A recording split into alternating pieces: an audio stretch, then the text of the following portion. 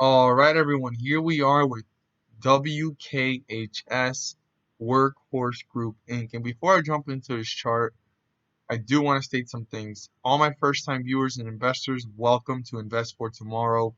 Hope you guys find this informative and helpful.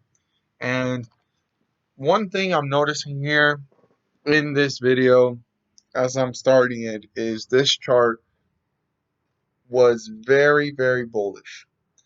And it actually started to lose momentum fairly quickly, but it didn't lose the momentum to the point where it affected the stock in a steep downward trend. I mean, it reached the highs of 22, and then the last high was $20, and it leveled off, and it's steep here, and it's leveling off. So something I'm seeing here is Workhorse just probably had a few people that got in around here, or even on this dip, taking profits in between, and so forth. So a lot of investors are feeling still bullish about this one, and you can clearly see it by going all the way back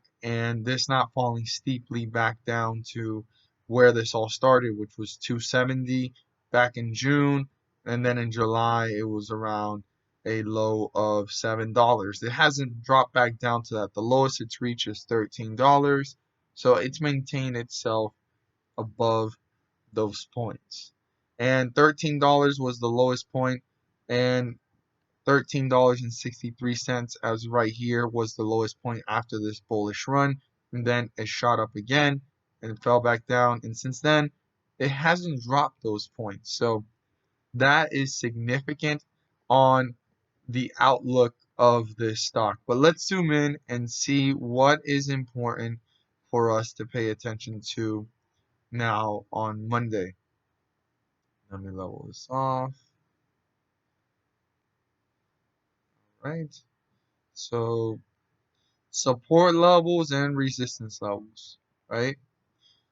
Very important to keep in mind the 50-day moving average, which is 1527. It's actually slightly below the 50-day moving average of the closing price. So 1528 is the closing price. 50-day moving average is 1 cent below it.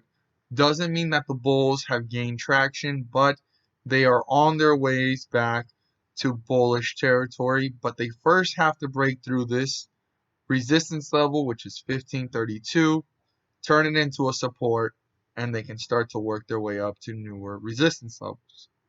On the other hand, the bears, if there's a sell-off or puts, or they're just trying to short this, they're going to want to break through the support, which is 1503. If 1503 gets broken through, the bears are taking this further away from the 50-day moving average, bringing it to newer lows, and on their way to lower support levels. So keep that in mind as well. So I'd pay very close attention to this support level if it gets broken, because the bears can be gaining control, pulling it away from the 50-day moving average of 1527.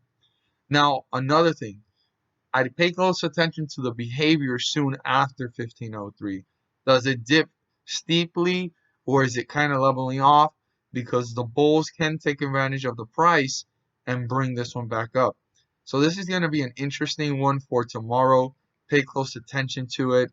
And for other points of reference other than the support here and the resistance here, if resistance is broken through, the next level of resistance is 1544 if you want to write that down.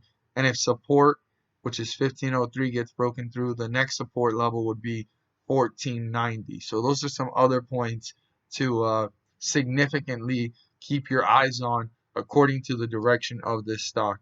Thank you guys for watching. Hope you guys learned something new. Find this informative and helpful. Share this with your friends and community.